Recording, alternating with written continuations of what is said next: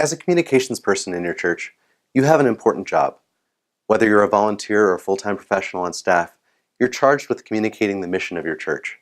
Your job is to inspire and challenge people to grow deeper in their walk with Christ through the communications channels of the church. As children grow up, they learn different things and encounter new experiences as they move from kindergarten through college and on. The curriculum of each grade level has been carefully planned to build upon their previous learning and compounds to develop your children into adulthood. It's important that the educational system has a plan in place to grow the math skills of your children, for example, from grade to grade. If your first graders confronted with algebra, they'll be lost, as they don't have the foundations of elementary math to think abstractly or in dimensional ways. If your third graders asked to develop an English sonnet of their own, they won't understand the grammatical structure itself that defines what makes a sonnet a sonnet. Our experiences grow upon one another and produce growth. Likewise, your church staff should all be intimately involved in participating in a spiritual growth plan through the design of their ministries. By presenting opportunities in a coordinated way and communicating these opportunities to the right people at the right stage in their church involvement and place in their personal journey of faith, you're leading them on a spiritual growth plan. For example, an introduction to Christ is like addition and subtraction. Making a decision to follow Christ is like basic algebra. And living out faith and spiritual growth and continuously seeking Christ, well, that's like college calculus. Church ministries and programs should be carefully designed in order to provide the right opportunity at the right time.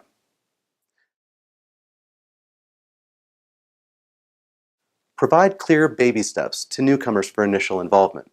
As relationships grow between your newcomers and those already involved in the mission of the church as members, these newcomers will encounter opportunities for beginning a relationship with Christ and growing in their faith. There will be a defined plan for these new attenders to take steps in experiencing Christ and your church, or to share their faith and grow spiritually, all through the opportunities that you present them. Again, it's the right opportunity at the right time. An initial step for a newcomer would be to attend a social event like a coffee hour, or a formation event such as a membership class or a new believers group. These groups will provide a foundation to meet new people, or an opportunity to learn about the church and the people who are a part of it, and a way to experience what it means to have a relationship with Christ. These groups should also communicate the vision of the church and the passion of the people who serve in it. They will be able to start casual friendships with others in a comfortable environment. Have a way to capture the information of these inquirers to these groups in a sensitive way that clearly states what your intention is with wanting to connect with them. Connection cards are a great way to connect with people interested in exploring life in your church. Communicate the importance for hosts or leaders in these first-time involvement groups to follow up with the attenders of these groups afterwards. During the course of an initial involvement group, your host should invite newcomers to sit with them during a church service the next weekend, or go out for lunch with them after a service, or even have dinner at their house soon. Even just a phone call afterwards will show these newcomers that you care about them. Also, during these opportunities of meeting, invite them to try a second opportunity for involvement. If their experience at the membership class or the new believers group was great, they'll be excited about your personal invitation to another group. Ministries designed for people to meet others in their stage of life and life situation is important. These ministry opportunities should be comfortable environments in which true personal connections are made and solidified. Every church differs in their offering of these opportunities. Some smaller churches may simply have an adult formation hour between services. Some larger churches may have capacity to sustain a variety of adult groups broken out into life stages, like men's groups, women's groups, singles, young adults, 30-somethings, seniors, single moms, divorced, newly marrieds, etc. Each ministry should have events that are designed to be a great opportunity for newcomers to experience the ministry. New people will shy away from being asked to show up to a big women's group or a men's group by themselves. Nobody enjoys being the new guy who doesn't know anyone. Instead, a personal invitation should be made to accompany those opportunities in the church to an event and there introduced to others. To have a wingman is like a security blanket, and those who are in the stage of learning and simply wanting to just participate in the ministries of the church will feel comfortable with attending other ministry events independently. Newcomers lose their title as newcomers and become involved regular attenders, and will naturally make stronger connections with others in the church through these groups. When a visitor comes to your church, communicating the message, "Welcome to our church.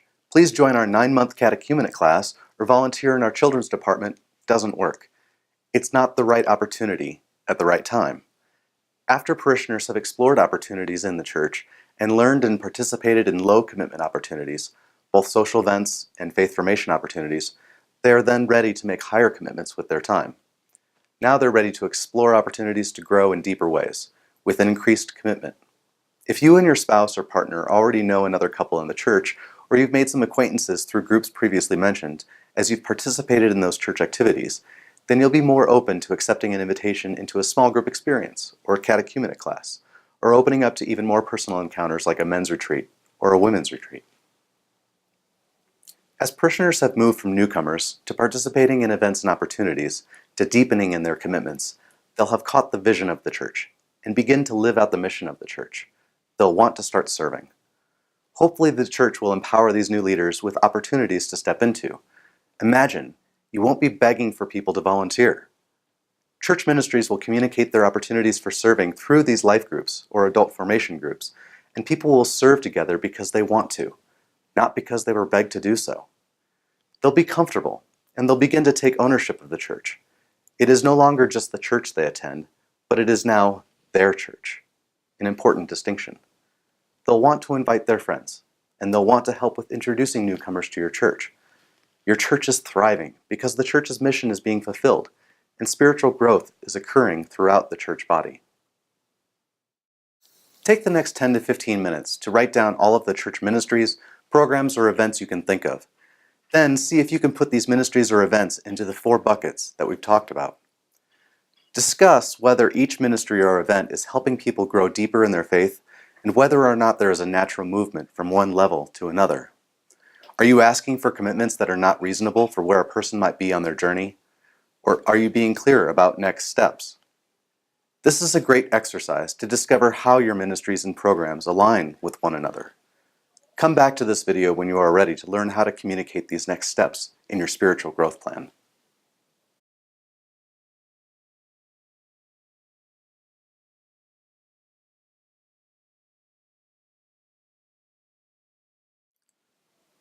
As a communicator, you are communicating next steps to spiritual growth. Be creative in how you brand your individual ministries, and be intentional about how these ministries compound upon one another to fulfill the church's vision. A point to consider is whether or not you should communicate a spiritual growth plan in the first place to your church body.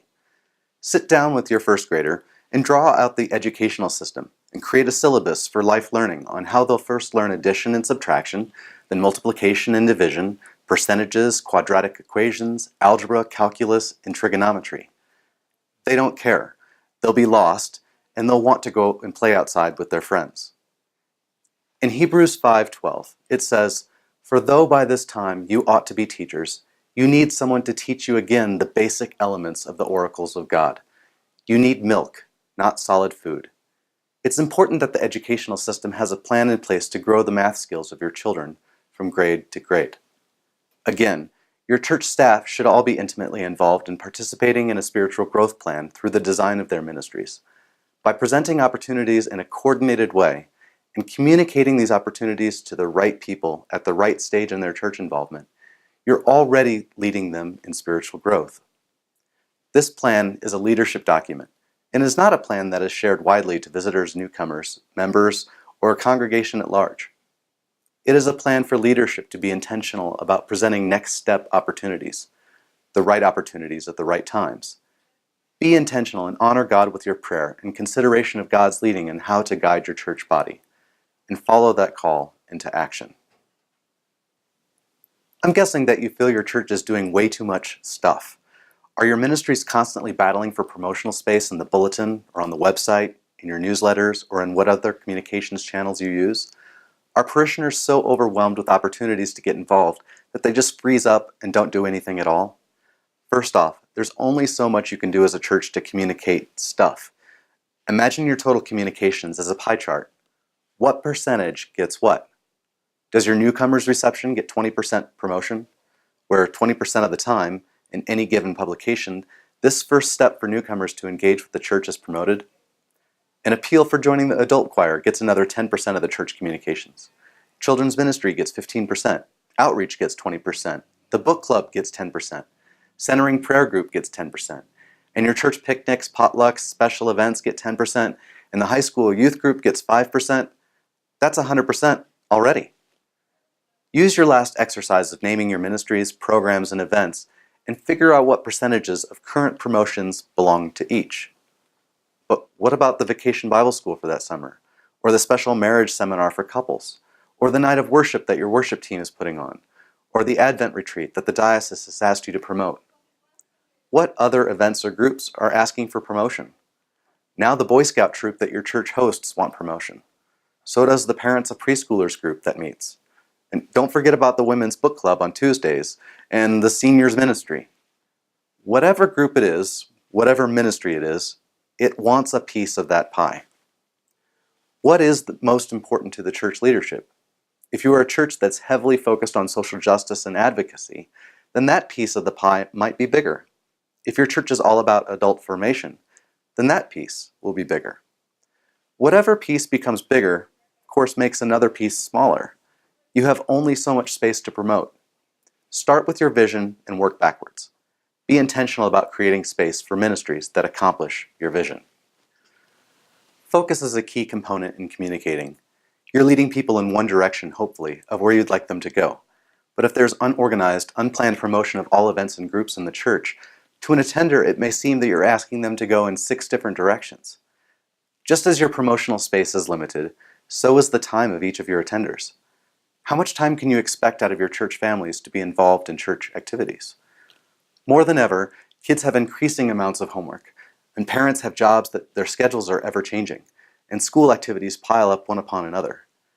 As a church, you're asking people to attend church, serve an hour or two in a ministry in the church, be involved 1 or 2 hours a week in a life group such as a men's or women's ministry, be in faith formation groups, attend seminars or workshops that will better their lives, help plan mission trips, etc.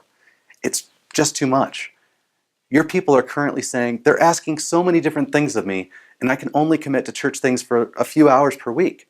So what's the most important thing? Mixed messages are being sent when ministries don't realize they are competing for time and involvement of their attenders. Decide what your pie chart is going to be, and stick to it. It should reflect who you are as a church, and what you feel are the most important areas to highlight. This pie chart should tell the story of how you plan to move people from your front doors, from warming a pew seat, into an environment which begins or grows their relationship with Christ, and then into serving and involvement. Now that you've decided your communications pie, decide how this translates to your different communications channels. Start communicating only a handful of events or groups in your church program or bulletin. If you commit to doing 5 promotions in each bulletin, then you have 260 available spots for the year, 5 times 52. Of these 260, multiply that by the percentage of promotion of how you've divided your pie.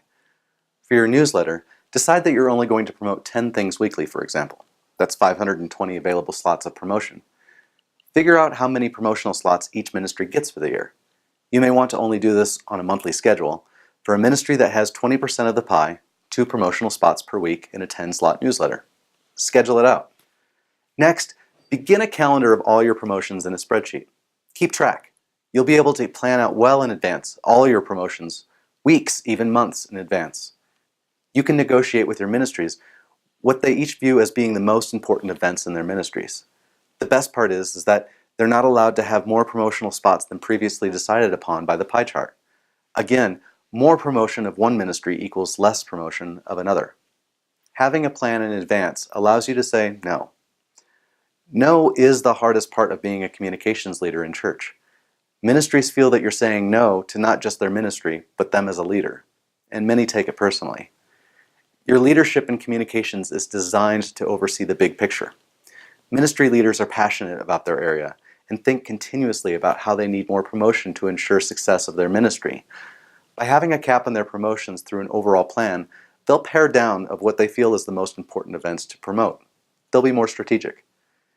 You have now empowered the ministries in your church to work with their volunteers and other leaders to decide what their goals are and promote them accordingly. No longer do you need to have to say no. You can say, most definitely. If you have the promotion spot, then let's make it happen. Having a plan makes your job easier. Without it, people perceive that you play favorites as to what ministry you like the best. Their perception is their reality, and their approach to your communications leadership becomes difficult. Sometimes, as you may encounter now, they go over your head to try to bring more enforcement to their need. Your church leadership can now say, when approached about promotion for a ministry or event, well, Nancy has a plan in place. You'll have to speak with her because I'm not sure what other things are scheduled to be promoted at that time. I know she schedules promotions way in advance of time, but give her a call and talk about future promotion. Also, we all know that the squeaky wheel gets the grease. You may have tried to control overall communication without a plan, and it's easier to give in to those who squeak the loudest, just to get them to stop squeaking. You hate to give in, knowing that there are other ministries that have far greater promotional needs right now, but you do so anyway. It's all in the power of the pie. Stop saying no and stop giving in. Start with a plan.